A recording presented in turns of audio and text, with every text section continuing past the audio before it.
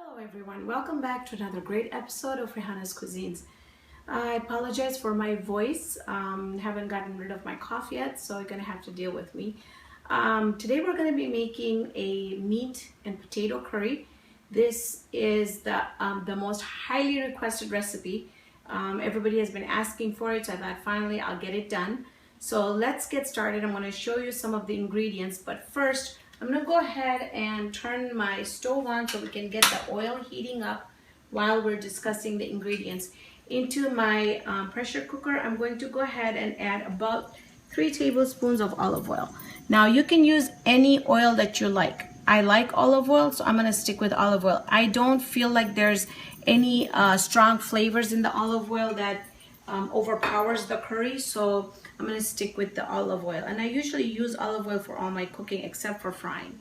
So in goes the olive oil. While that's heating up, let's go ahead and discuss some of our ingredients here. Here I have 1 cup of vidalia onion that I have chopped up pretty small pieces, and you want to get a good size onion. And then we're going to be using a tablespoon of fresh ginger and garlic. We're going to be adding about 3 to 4 tablespoons of tomato paste.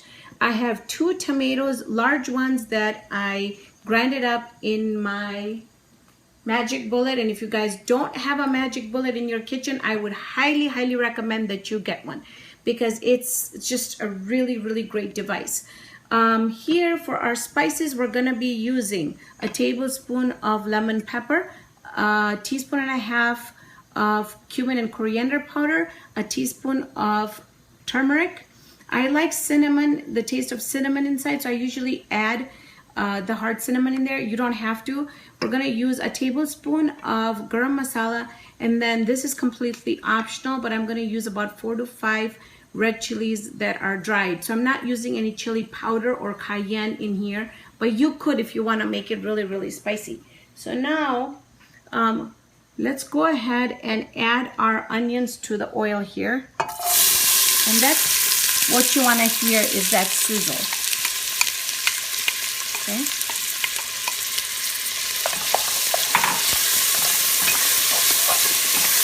Now this recipe comes to us from Tahira Kasam Ramtula. She's my sister-in-law. She makes the best meat and potato curry, and so does my mom, but this is my baby's recipe.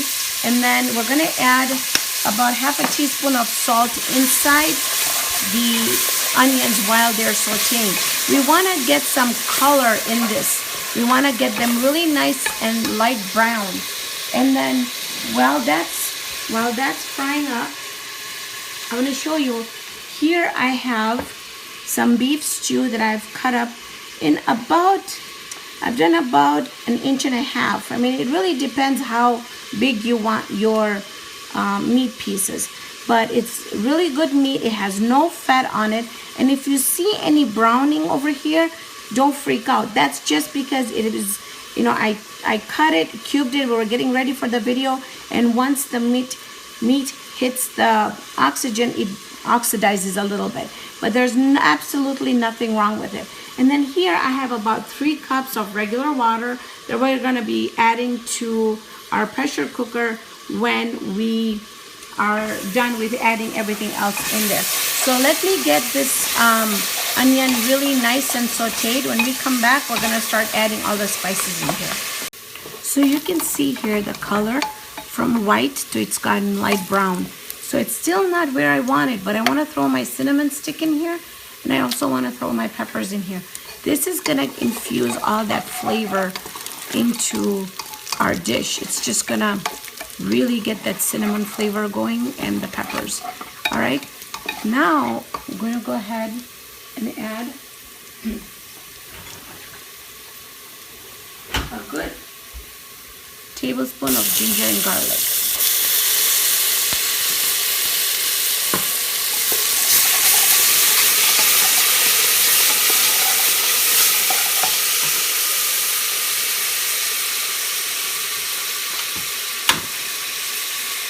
I slowed down the heat because I don't want to burn the onions. Now we'll add a good 4 tablespoons of tomato paste. Now, if you watched my earlier videos, I always mention that you want to fry this tomato paste for just a bit until it gets really nice and maroon. And the reason for that is it's really gonna give it a really nice rich taste, and it's gonna get rid of the raw tomato paste flavor. All right, so increase my heat again.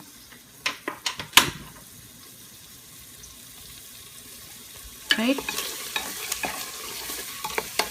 All right, so while that's cooking up, I think we're gonna go and sprinkle in our lemon pepper, cumin and coriander, turmeric, the garam masala,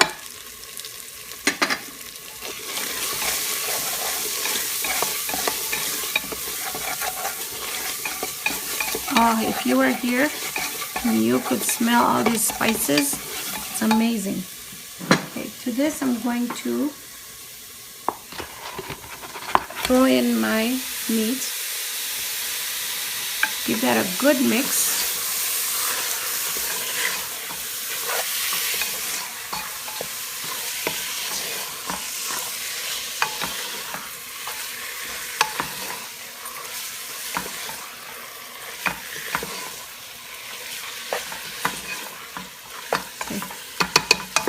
Want to cook this for a minute or so. Just make sure everything is really nicely incorporated.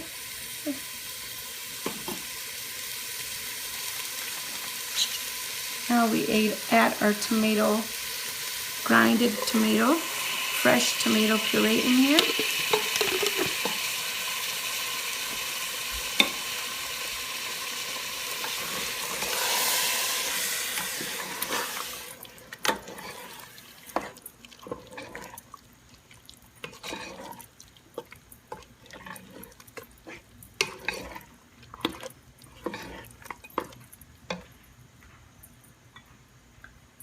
Add my water in here.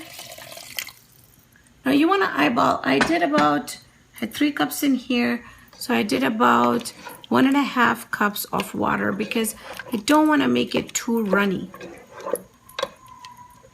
Okay, let's add another 1/2 cup just to make sure. Okay, that's good.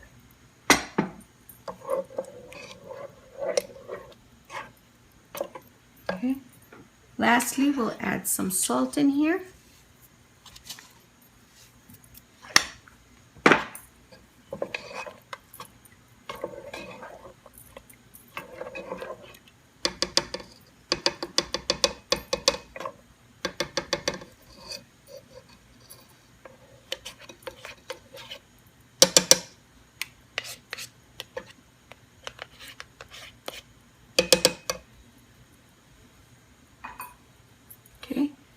We're gonna wait for this to just boil once.